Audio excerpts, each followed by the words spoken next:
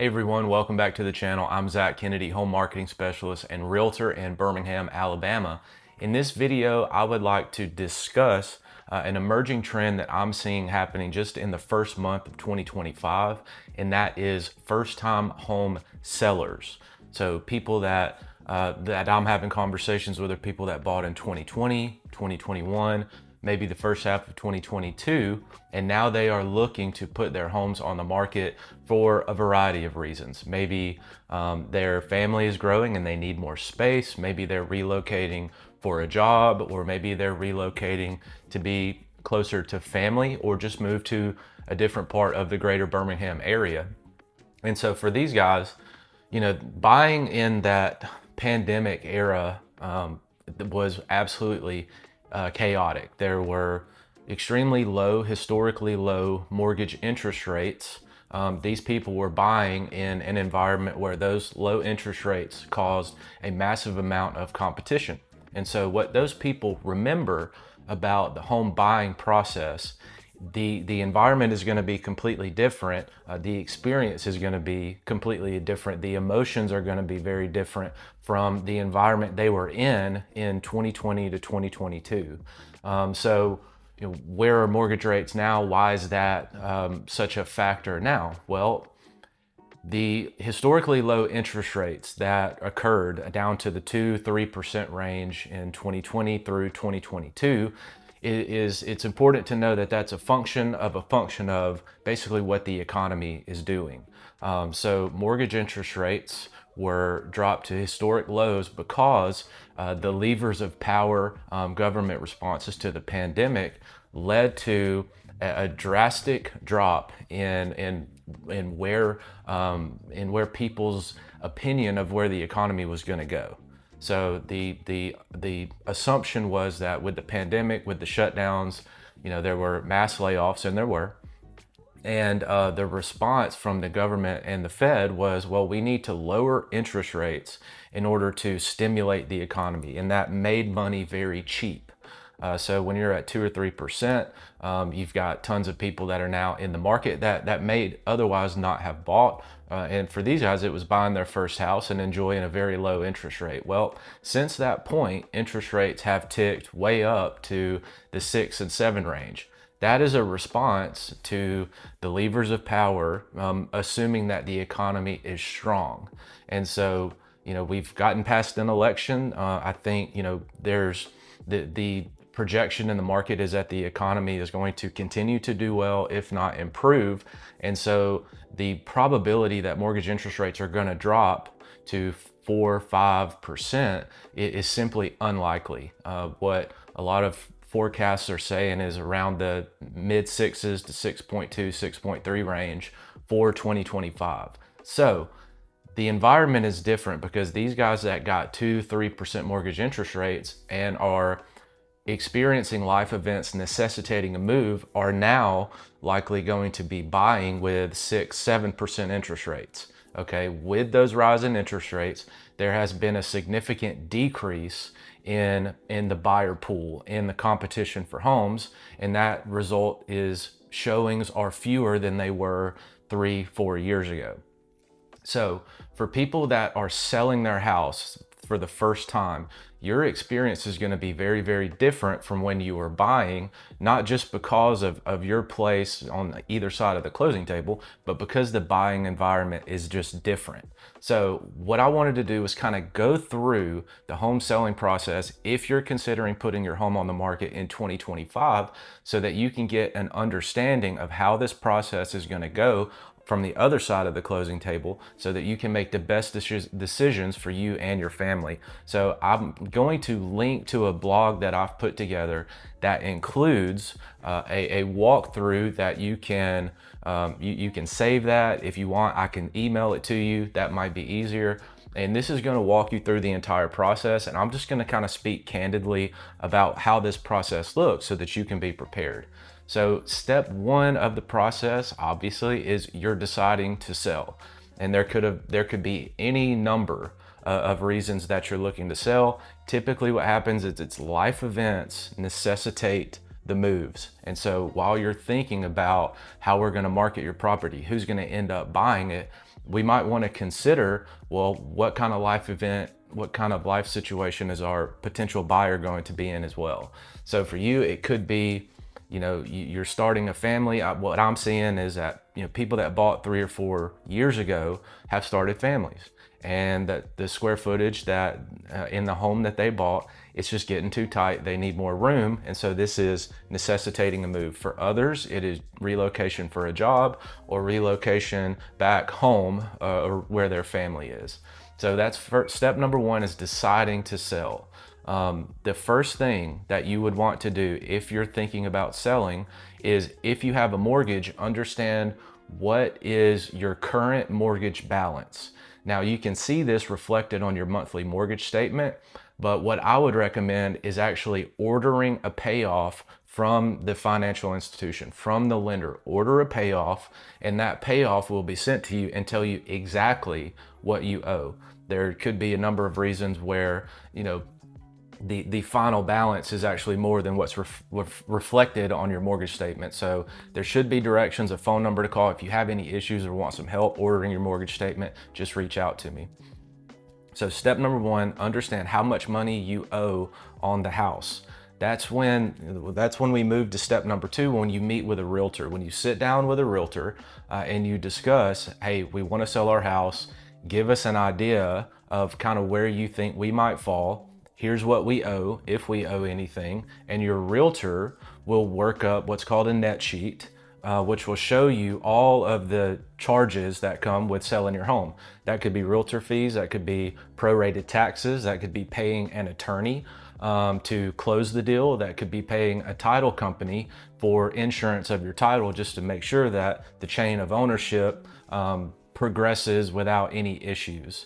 So those are mostly your fees as a seller. The buyer is going to have a large variety of fees, and you probably remember that.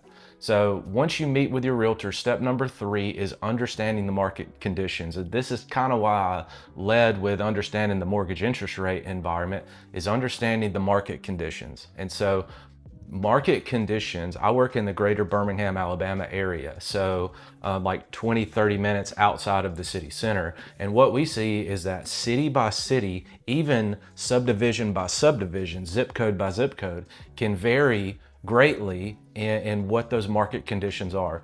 There are some areas right now that are experiencing price corrections. And so we've kind of hit a ceiling on prices in specific areas, but then right across the street could be an area where prices are continuing to increase, where competition is very high, demand is very high. So what we have to do is first look at, okay, what street is your property on? And then how far outside of, say, your street, your neighborhood, should we look for comparable properties and their sold prices and sold prices per square foot? And at this point is where we really want to, you probably heard of someone called an appraiser.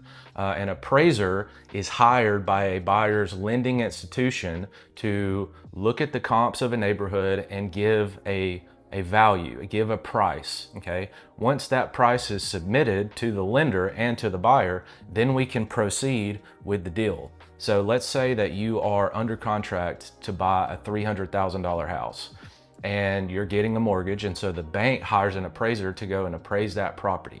Okay, now you and your lender, or the realtor and the listing agent, or the agent for that property, they've pulled their own comps, they've priced the property accordingly. But what ultimately needs to happen is the property needs to appraise at the value you are under contract for. Well, what if the property doesn't appraise? What if we kind of overshot on the listing price and now the appraisal comes in low? Well, the buyer can walk away from the deal. The seller can come down to the price of the appraisal, or the buyer and seller can work together to try to find a happy ground. But that will mean the buyer does have to come out of pocket, because the bank or the lending institution is only going to lend to that appraisal amount. So when we talk about understanding market conditions, as a listing agent, I want to make you absolutely the most money that you can make. We charge by percentages most of the time, if that's agreeable. And so we're all aligned in our incentives to get the most amount of money for the house in the least amount of time. In order to do that, we have to have an understanding of what is the true value of this home, because there's a 70% chance that the buyer that comes to buy your property is going to have a loan. 30% cash, you don't have to worry about an appraisal. But if you have a buyer that's getting a loan, there's a very good chance that the appraisal is going to be done on that property. And we need to meet with the local market, even as close down as your street. What are those values? What are the price per square foot? So that we can make sure that we don't get into any issues with appraisals. So, in 2021 and 2022, prices were skyrocketing and there was a lot of competition for homes. I'm not a believer that appraisers are out here trying to nuke and kill deals. Okay. I think that they're trying to do their jobs. They have it down to a scientific formula on how they get the values of these homes.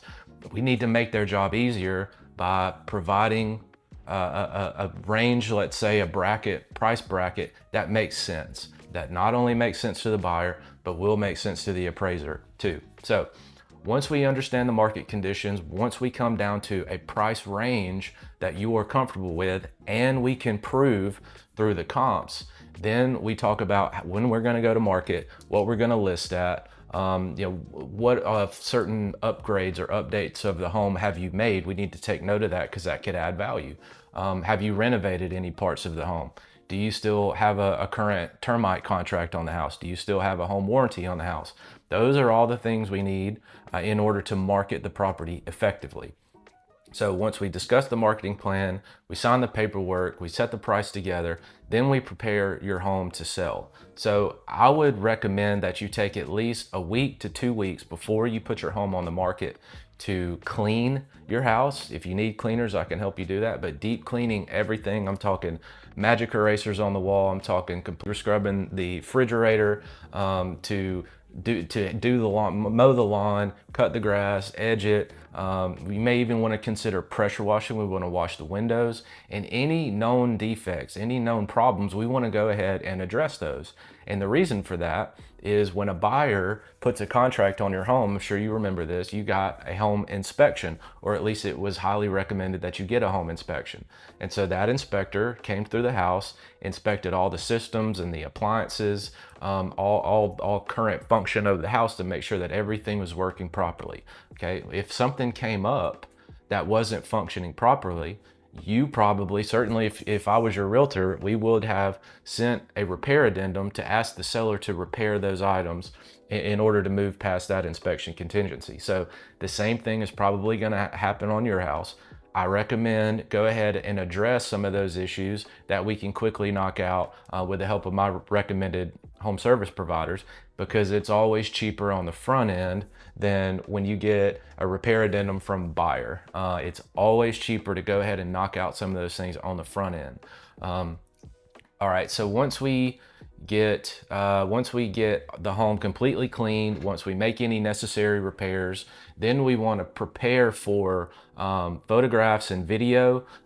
With my strategy, I'm heavy marketing. I want to get as many eyeballs on your property as possible. I want to make the property easy to show. And so this is where I would work with you to try to determine, like, okay, what is the most optimal times and days for you to allow showings, and can we develop a habit of when showings are requested, we at least respond to those quickly, or if we can't honor that time, we need to try and honor something as soon as possible. We're also going to do open houses. We're going to run ads on the property. So we're going to get as many warm bodies in your property as possible in order to create the highest number of offers. What we want to do is create a situation where we put the home in, like, say, coming soon status to make everyone aware that the property is about to hit the market.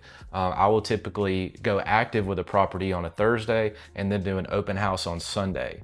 I want to try and condense down the amount of time that you are actually on the market before we produce an offer.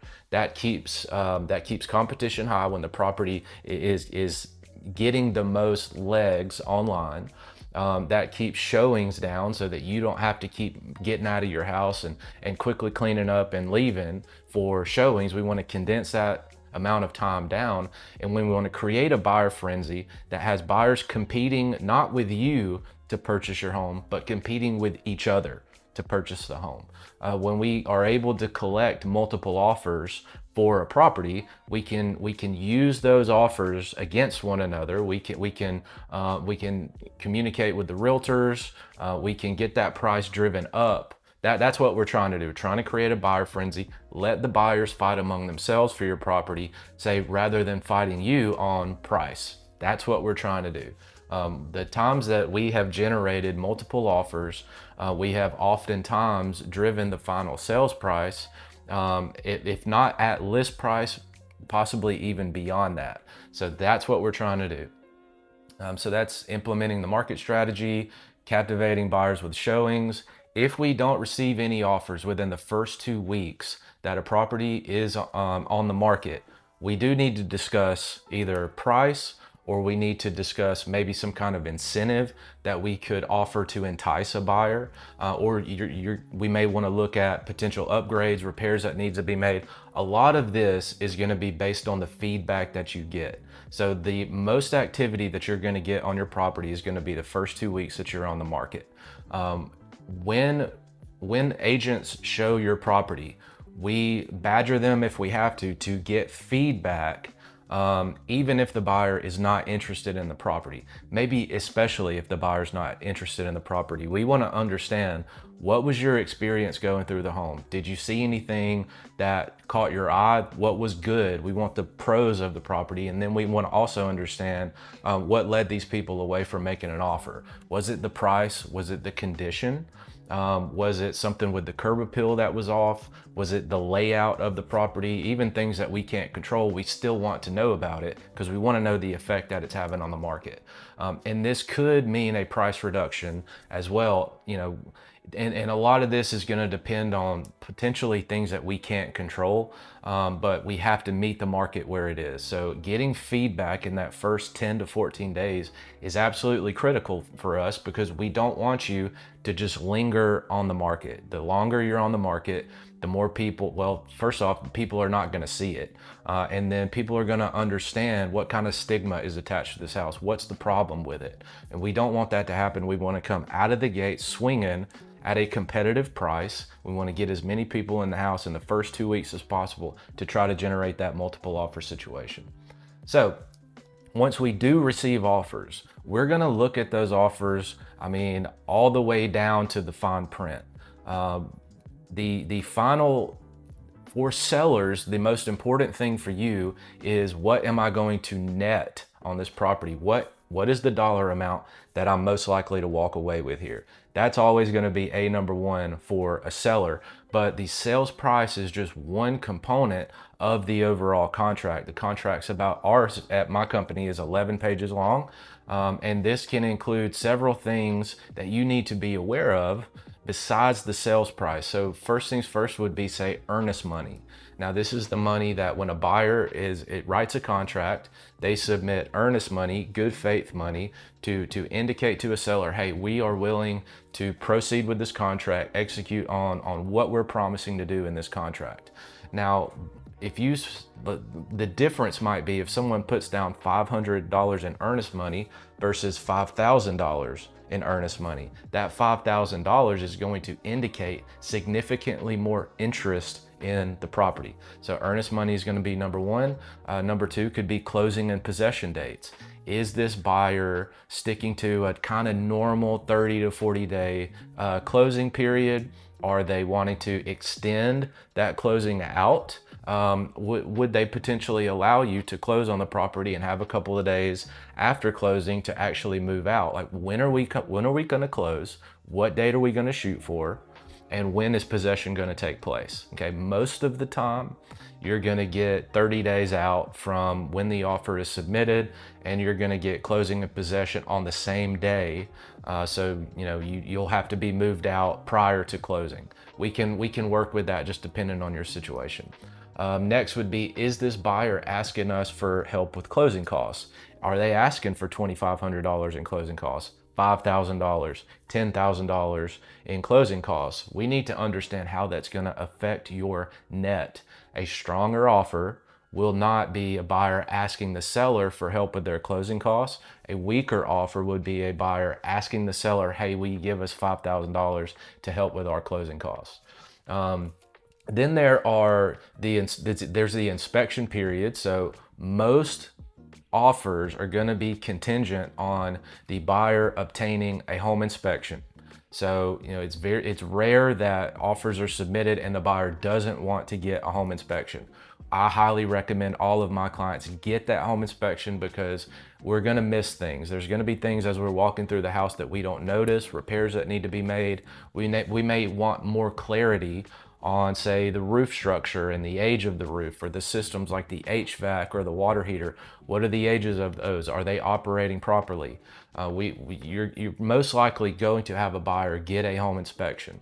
Now, with that inspection, we need to understand, what does that inspection period look like? Because let's say that someone writes you an offer, you want to accept the offer, you accept it.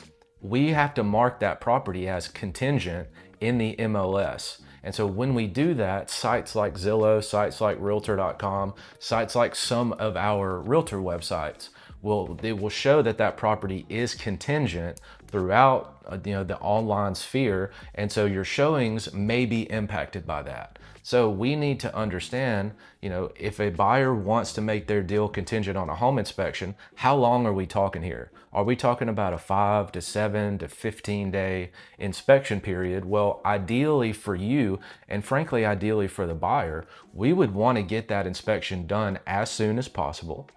And if any repairs are to be negotiated, we want that to be done as soon as possible, because when you accept a contract, you go contingent. Let's say that it takes 10 days for the buyer to obtain a home inspection and then request, if they request repairs. What if that takes 10 days? Well, that's 10 days that you're off the market. And so if we want more of an advantage, we would shrink that amount of time down for the inspection period. What else? Sometimes buyers will ask you to provide a 1-year home warranty up to $650 or $750. You as a seller, you may not have a home warranty, but if you do, that can be transferred. It could be used as a selling tool to say, hey, we have a home warranty on this property. I would even recommend maybe signing up. Like, my company offers a seller warranty. So during the listing period, you will have a home warranty for your home that covers any breakdowns. Unfortunately, we just had a seller who we're under contract and their water heater completely busted. And so they had to come out with $6,500 to get a new water heater. Well, if we would have had a seller home warranty, it probably would have been covered. But that works if you provide the buyer with a home warranty. That is probably, it seems like $650, $750 might seem like a lot of money to give to a buyer, but it's going to greatly help you with the marketability of your home. There's also a termite contract or a termite bond. Do you pay for a company to come and spray for bugs? Well, that could be transferred to the buyer, and that could be at a buyer or a seller cost. We just negotiate those things in the contract. And there are many, many other things in this contract that you want to be aware of, and that I can discuss with you individually, or look at that when contracts come in. So once we go to contract to close, this is where the show really begins, because we have that home inspection that needs to be negotiated. We needed to get, with that offer that came in from the buyer, what ideally we would have would be proof that the buyer has a pre-approval if they're getting a mortgage. If they're paying cash, we want a proof of funds. So before we accept that offer, those are the things that we want to see, to see that the buyer has begun the process and has been preliminarily at least pre-approved. So during that, once we get through the inspection period, it's kind of a dead zone there for maybe 5 to 7 days, or maybe they've gotten the appraisal done far sooner. We got one under contract, and then 5 days later, they performed not only the inspection, but also the appraisal. That's a good thing. We want these things done as soon as possible. So we're gonna hope that the appraisal comes in at the value. Let me just say one more time. So if you stick to the comps, if you sit down with your realtor and y'all look at the price per square foot, prices that have sold on your street, maybe a 1 mile to 3 mile radius, homes that are of similar build style, beds, baths, square footage, usable square footage, similar features, similar materials even. If you stick to those things, you don't have to worry about a low appraisal coming in. But if you get too over eager, there could be some sweat during that appraisal process. And from time to time, depending on the loan type, those appraisals can take up to 3 days, up to maybe even 7 or 10 days to get back from the appraiser, depending on who is given the job. So let's say that we get through the inspection period, we get through the appraisal, everybody's happy. Say your home is selling for $500,000. The buyer's getting that appraisal. The buyer won't tell you what it appraised for. We'll just know, hey, did we come in at value, or do we come in and we're good, no repairs needed, or did we come in low? But hopefully we're going to get good news there. And then it's just the preparation to move. So this is going to align with what was in the contract for closing and possession dates. We can always, stay on top, make sure that we're aware of those things. If you need movers, if you need help with things like that, I've got tons of people I can refer you to. We prepare the home for the buyer. There may be certain personal property items that are going to be left at the house. We'll negotiate that in the contract in what's called a personal property addendum for things like, is the refrigerator staying? Is the washer and dryer staying? What about the curtains and the drapes and the rods for those curtains? Is there anything else that's going to remain at the property? That's negotiated in the contract. We just want to make sure we leave those things that we promise to leave. And then either the day before closing or the day of closing, that buyer is going to come for their final walkthrough, and they're going to come with their agent, look through the property. Anything that was negotiated to be repaired, they're just going to check to make sure that was done, make sure that you didn't burn the house down or leave a bunch of trash in there. The final walkthrough should be quick and easy. And then we go to the closing table, where you will get a big fat check for your sale over list price. So the next step of this would be to discuss maybe if you're selling, but you also need to buy. Maybe you need to pay off from your sale to buy.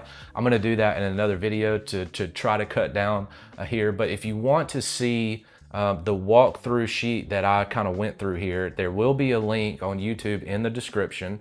Elsewhere, I'll just post a link to the blog. I would love to help you really get an understanding of what you owe on your house versus what you could potentially get from a buyer if this is a situation that you're looking into. And if you know someone that's thinking about selling their first house, please share this video with them. Love to educate.